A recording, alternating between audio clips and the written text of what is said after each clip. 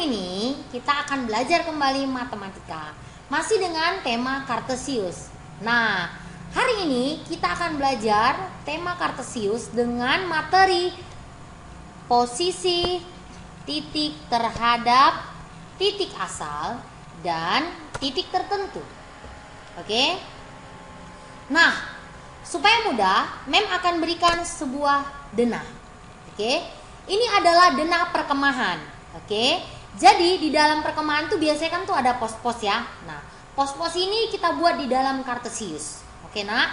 Nah, langsung saja contohnya misalnya kedudukan perumahan terhadap pasar. Oke, kedudukan perumahan terhadap pasar. Oke, perhatikan kursor Mem baik-baik ya, nak ya. Nah, di dalam kata-kata kedudukan perumahan terhadap pasar itu menunjukkan bahwa kita menghitung, ya kan, menghitung jaraknya dari pasar. Oke, dari pasar ke perumahan. Perhatikan, pasar mana ini dia. Jadi kita dari pasar ke perumahan, oke, bukan dari perumahan ke pasar. Bisa ya? Dari pasar ke perumahan. Kalau kamu ingin pergi dari pasar ke perumahan, kamu itu dari mana? Ya, terserah dong, Mem. Bisa dari sini loh ke sini. Bisa dari sini loh ke sini. Mem, bisa juga ke sini. Oh, kalau ke sini itu tidak kita buat sebagai jawaban. Kenapa? Karena kalau ke sini dia tidak Kartesius, tidak sumbu X, tidak sumbu Y. Anggap aja lah ini hutan belantara, ya. Jadi kamu harus dari sini, atau dari sini. Paham ya? Nah, perhatikan, kalau kamu ingin ke perumahan dari pasar, maka kamu harus jalan 2 kotak. Nah, 2 kotak ini kita anggap 2 satuan, ya. 2 satuan ke kanan, jebret, ya kan? Lalu kamu naik ke atas, ya, ke atas, 2 satuan ke atas, ya kan? Baru nyampe ke perumahan. Mem, ini kok salah, Mem? Ini kan harusnya ke atas. Iya, oke. Terima kasih bagi yang sadar. Yang nggak sadar, terima kasih juga, ya kan? Kalau sadar berarti mendengarkan, ya kan? Oke, lanjut. Yang kedua, sudah? Kedudukan pos 1 terhadap tenda 2. Mana pos 1? Mana tenda 2? Oke. Nah, kita ngitungnya dari tenda 2. Oke, anak ya. Nah, dari tenda 2 ke pos 1, kita harus bergerak ke kanan 2 satuan, lalu ke atas 3 satuan, nyampe di pos 1. Oke? Nah, lanjut yang ketiga. Kedudukan pos 2 terhadap kolam. Mana pos 2, nak?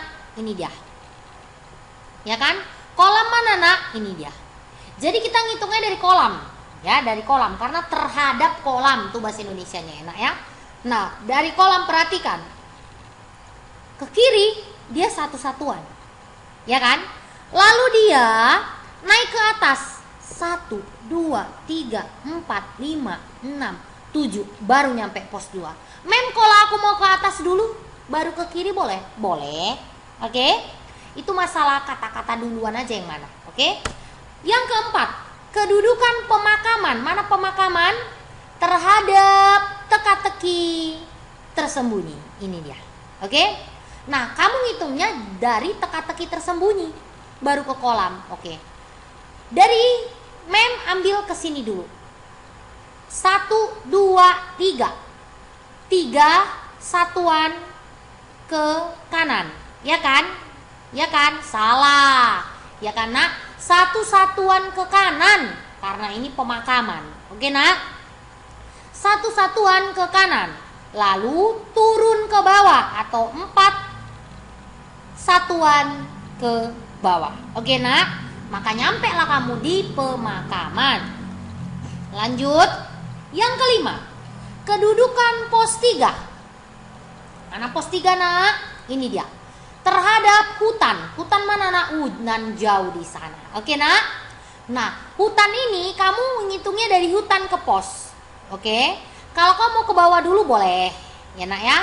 Oke, lanjut. Saya mau ke bawah dulu misalnya biar sama dengan kamu. Ke bawah. 1, 2, 3, 4, 5, 7, 8. Di sini dia. Ya, jangan lewat, nanti nggak lurus dengan si ini. Oke? Lalu ke kanan berapa? 1, 2, 3, 4, 5, 6, 7, 8, 9, 10, 11. 11 ke kanan, 8 ke bawah. Nyampe deh kita di hutan. Nyampe deh kita di pos 3. Oke, nah ya. Oke, jadi posisi titik terhadap titik asal 0,0 dan titik tertentu A, B di sini aja. Oke, ingat jangan lupa ini titik 0,0. Udah titik asal nih, udah. Oke, kita lanjut dengan materi kita yang terakhir di Cartesius. Oke, nah ini contoh. Ini kemarin materinya udah saya kasih, tapi ini contoh. Oke, nah ya, perhatikan.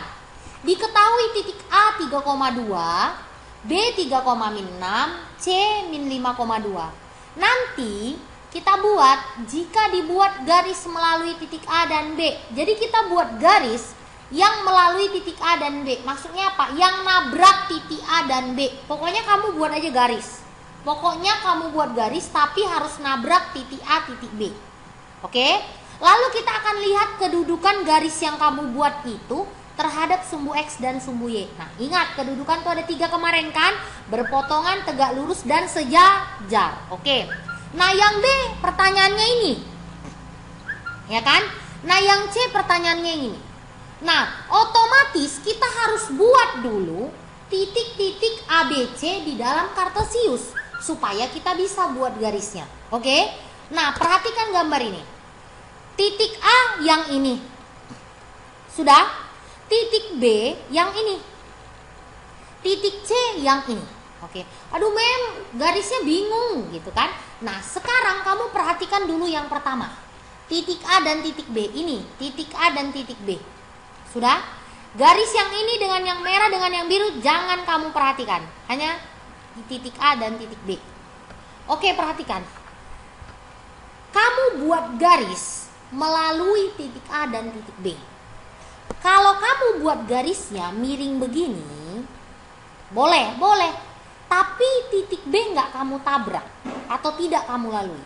Jadi kamu harus buat garis yang melalui titik A, titik B. Ya udah capek-capek aja, pokoknya kita gabungkan aja titik A dan titik B. Sudah, kita buat garisnya gini. Kita gabungkan mereka. Baru buat garis yang panjang. Ya kan? Maka garis ini yang hijau sudah melalui A dan B. Kan begitu kan? Oke. Nah, perhatikan. Bagaimanalah posisi garis yang udah kau buat ini, yang menabrak A dan B atau melalui A dan B, garis yang kau buat yang hijau ini. Posisinya bagaimana dengan sumbu Y? Y dulu ini, Y. Oh, Mem, ini mau ditarik pun sepanjang apapun tidak ketemu orang ini. Y dengan garis hijau ini nggak bertabrakan. Berarti itu dikatakan apa? Sejajar. Betul? Ini dia, sejajar. Aduh, Mem, kok sejajar? Oke, Mem salah ketik ya. Oke.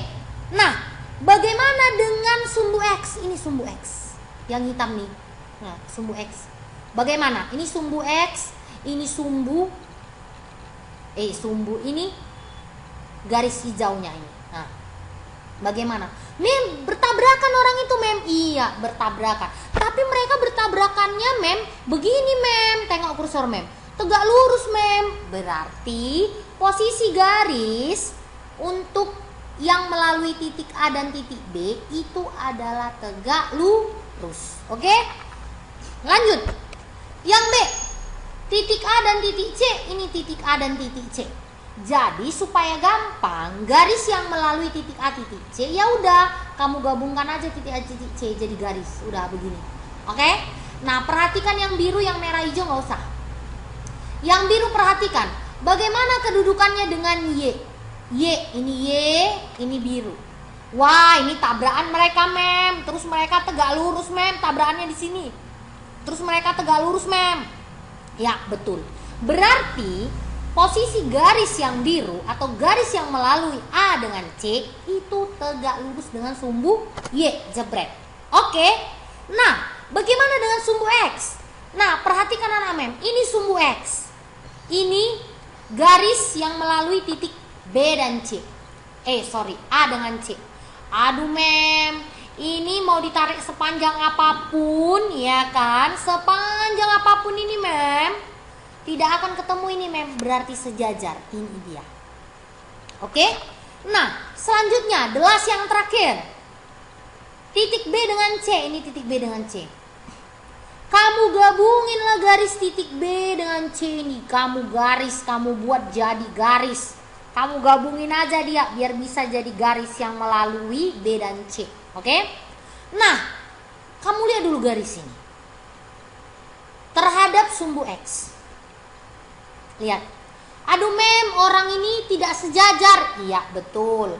Tapi orang ini berpotongan mem. Iya, betul. Bertabrakan mem. Iya, betul. Tapi tidak tegak lurus. Jadi dia di sini ditulis tidak sejajar dengan sumbu X dan sumbu Y, dan juga tidak tegak lurus. Bagaimana dengan sumbu Y mem? Lihat nih, tabrakan dia nih dengan si merah, tapi nggak tegak lurus, ya kan? Nah, jadi apa?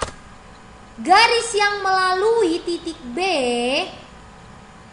dan C tidak sejajar dan tidak tegak lurus pada sumbu X dan sumbu Y, tetapi berpotongan, hanya berpotongan. Oke nak, berpotongan tumbuhan sumbu X dan sumbu Y. Oke, ini melalui ya nak, bukan memulai apa lainnya, mem salah ya. Oke, terima kasih anak mem yang baik budi. Terima kasih sudah mendengar. Ulang-ulang terus ya nak, supaya kamu paham dan tetap semangat dan tetap di rumah dan tetap sehat. Oke, bye. I love you.